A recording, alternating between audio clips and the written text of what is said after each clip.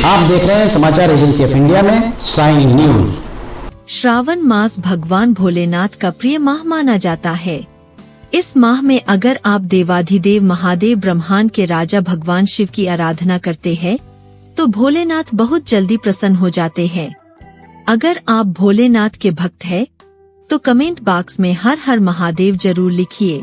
देवाधिदेव महादेव ब्रह्मांड के राजा भगवान शिव के सबसे प्रिय सावन महीने में सावन सोमवार के दिन पूजा करने और व्रत रखने वालों को इससे संबंधित व्रत कथा जरूर पढ़नी चाहिए।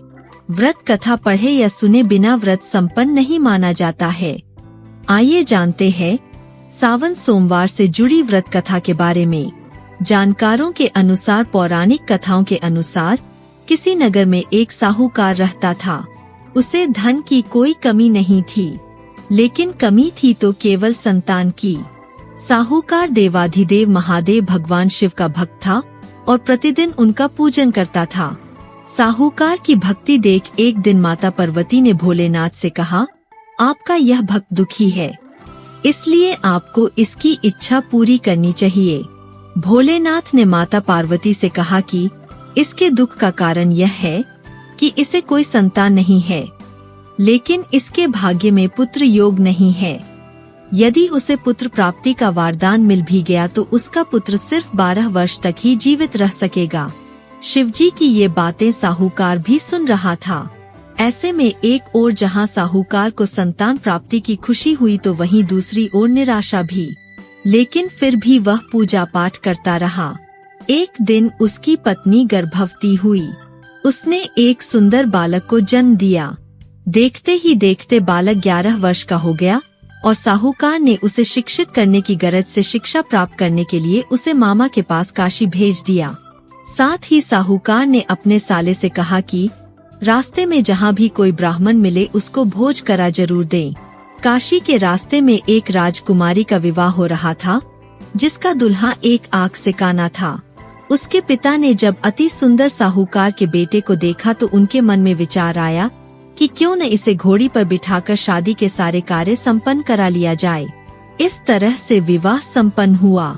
साहूकार के बेटे ने राजकुमारी की चुनरी पर लिखा कि तुम्हारा विवाह मेरे साथ हो रहा है, लेकिन मैं असली राजकुमार नहीं हूँ।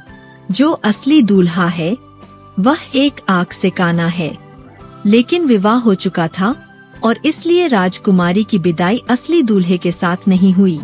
इसके बाद साहूकार का बेटा अपने मामा के साथ काशी आ गया। एक दिन काशी में यज्ञ के दौरान भांजा बहुत देर तक बाहर नहीं आया। जब उसके मामा ने कमरे के भीतर जाकर देखा तो भांजे को मृत पाया। सभी ने रोना शुरू कर दिया। माता पार्वती ने शिवजी से पूछा, है प्रभु ये कौन रो रहा है? तभी माता को पता चलता है कि यह भोलेनाथ के आशीर्वाद से ही जन्मा साहूकार का पुत्र है। तब माता पार्वती ने कहा, स्वामी इसे जीवित कर दे, अन्यथा रोते रोते इसके माता पिता के प्राण भी निकल जाएंगे। तब भोलेनाथ ने कहा कि हे पार्वती, इसकी आयु इतनी ही थी जिसे वह भोग चुका है। लेकिन माता पार्वती के बार बार कहने पर भोलेनाथ ने उसे जीवित कर दिया। साहूकार का बेटा ओम नमः शिवाय कहते हुए जीवित हो उठा और सभी ने शिवजी को धन्यवाद दिया। इसके बाद साहूकार ने अपने नगरी लौटने का फैसला किया। रास्ते में वही नगर पड़ा जहां राजकुमारी के साथ उसका विवाह हुआ था। राजकुमारी ने उसे पहचान लिया और राजा ने राजकुमारी को साहूकार के बेटे के साथ धन धान्य देकर विदा किया। साहूकार अपने बेटे और बहू को देखकर बहुत खुश हुआ।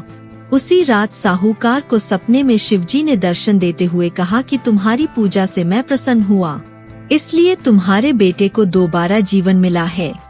इसलिए तब से ऐसी मान्यता है कि जो भी व्यक्ति भगवान शिव की पूजा करेगा और इस कथा का पाठ या श्रवण करेगा उसके सभी दुख दूर होंगे और मनोवांछित फल की प्राप्ति होगी। आइए जानते हैं सावन सोमवार का महत्व। सावन सोमवार का व्रत करने से व्यक्ति को मनचाहा जीवन साथी प्राप्त हो सकता है। यदि आपके वैवाहिक जीवन में कोई समस्या आ रही है तो आप सावन सोमवार का व्रत रखकर भगवान शिव और माता पार्वती की पूजा करें। कार्यों में सफलता, रोग, दोष, कष्ट आदि से मुक्ति, धन, सुख, समृद्धि आदि की प्राप्ति के लिए सावन सोमवार का व्रत रखना चाहिए। वैसे इस बार का सावन बेहद शुभ माना जा रहा है, क्योंकि इस दौरान कई अद्भुत संयोग का निर्माण हो रहा है। वहीं इस बार का सावन इस वजह से और भी खास है, क्योंकि इसकी शुरुआत सोमवार से हो रही है और समापन भी सोमवार को होगा। तो चलिए इस दौरान बनने वाले कुछ अद्भुत संयोग के बारे में जानते हैं। साल 2024 में सावन महीना सोमवार को शुरू और सोमवार पर ही समाप्त होगा। सावन बन रहा है, अद्भुत संयोग ही माना जाएगा। सावन का महीना बेहद पावन माना जाता है। यह पूरा महीना भोलेनाथ की पूजा के लिए समर्पित है। देवाधिदेव महादेव भगवान शिव जी की पूजा से सभी परेशानियों का अंत होता है। वैदिक पंचांग के अनुसार सावन का महीना दिन सोमवार 22 जुलाई से शुरू होगा। वहीं इसका समापन 19 अगस्त दिन सोमवार को रक्षाबंधन के शुभ अवसर पर होगा। इसके साथ ही सावन माह कृष्ण पक्ष की प्रतिपदा तिथि 21 जुलाई 2024 दिन रविवार को दोपहर 3:46 पर शुरू हुई। उदयातिथि को देखते हुए 22 जुलाई से सावन आरंभ हो गया है। इस बार सावन के पहले सोमवार यानी 22 जुलाई को प्रातः से लेकर रात्रि 11:40 तक सर्वार्थ सिद्धि योग रहा। सावन का महीना भगवान भोलेनाथ का प्रिय समय होता है। इस महीने में पड़ने वाले सोमवार के दिन शिवजी की खास पूजा अर्चना की जाती है। भक्त सावन के सोमवार का व्रत रखते हैं। शिव भक्तों के लिए सावन में पड़ने वाले सोमवार का बहुत महत्व होता है। कन्याएं मनचाहा वर पाने के लिए सावन सोमवार का उपवास करती है, तो वहीं सुहागिन महिलाएं पति की लंबी आयु के लिए सोमवार का व्रत रखती है। मान्यता है कि इस दिन उपवास करने और भोलेनाथ के दर्शन व पूजा अर्चना करने से भक्तों की सभी मनोकामनाएं जल्द पूरी होती है। ऐसे में अगर आप भी सावन के सोमवार का उपवास करने जा रहे हैं, तो ये जान लीजिए कि सावन सोमवार के व्रत में क्या खाना चाहिए। बरसात उमस के मौसम में अगर उपवास है, तो खुद को हाइड्रेट रखने के लिए तरल पदार्थों का सेवन करते रहें। सावन सोमवार के व्रत में दिन की शुरुआत शिकंजी, नींबू पानी या नारियल पानी पीकर कर सकते हैं। ध्यान रखें कि आपके पेयजल में नमक न हो, क्योंकि व्रत में साधारण नमक का सेवन नहीं किया जाता है। साथ ही कुछ लोग व्रत में खट्टी चीजों जैसे नींबू का सेवन नहीं करते हैं। अपनी मान्यताओं के मुताबिक ही नींबू का सेवन करें। पूरा दिन व्रत के दौरान बॉडी को हाइड्रेट रखने के लिए पानी पीते रहें। घर पर तैयार किया जूस भी पी सकते हैं।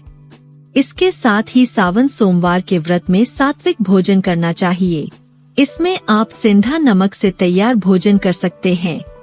हालांकि कई लोग सोमवार के व्रत में सिंधा नमक का सेवन भी नहीं करते हैं। ऐसे में उबले आलू, दही के साथ या कुछ मीठा जैसे लौकी या आलू का हलवा खा सकते हैं। उबले आलू खाने के जल्दी भूख नहीं लगती और पूरा दिन ऊर्जा बनी रहती है। शरीर के लिए भोजन जरूरी है। हालांकि उपवास में कई चीजों का सेवन वर्जित है, इसलिए सोमवार उपवास में फलों का सेवन कर सकते हैं। दोपहर में या शाम के नाश्ते में भूख लगने पर सेब, केले, अनार, तरबूज, खीरा या आम जैसे फलों का सेवन कर सकते हैं। ये फल शरीर में पानी की कमी को पूरा करते हैं। ड्राई फ्रूट्स भी खा सकते हैं। हालांकि व्रत में खट्टी चीजों का सेवन वर्जित माना जाता है। व्रत में थोड़े थोड़े अंतराल में कुछ चीजों का सेवन करते रहना चाहिए। फलों के अलावा अगर आपको भूख महसूस हो तो भुने मखाने, मूंगफली, दही, पनीर आदि का सेवन कर सकते हैं। इसका सेवन आपको हाइड्रेट रखता है और कमजोरी आने से बचाता है। इस माह में अगर आप देवाधिदेव महादेव ब्रह्मांड के राजा भगवान शिव की आराधना करते हैं, तो भोलेनाथ बहुत जल्दी प्रसन्न हो जाते हैं। अगर आप भोलेनाथ के भक्त हैं, तो कमेंट बॉक्स में हर हर महादेव लिखना न भूलिए। यहाँ बताए गए उपाय, लाभ, सलाह और कथन आदि सिर्फ मान्यता और जानकारियों पर आधारित है। यहाँ यह बताना जरूरी है कि किसी भी मान्यता या जानकारी की समाचार एजेंसी ऑफ इंडिया के द्वारा पुष्टि नहीं की जाती है। यहाँ दी गई जानकारी में निहित जानकारी विभिन्न माध्यमों, ज्योतिषियों, पंचांग, प्रवचनों, मान्यताओं, धर्म ग्रंथों, दंतकथाओं, किंवदंतियों आदि से संग्रहित की गई है। आपसे अनुरोध है कि लेख को अंतिम सत्य अथवा दावा न माने एवं अपने विवेक का उपयोग करें। समाचार एजेंसी ऑफ इंडिया पूरी तरह से अंधविश्वास के खिलाफ है। किसी भी जानकारी या मान्यता को अमल में लाने से पहले संबंधित विशेषज्ञ से सलाह लें।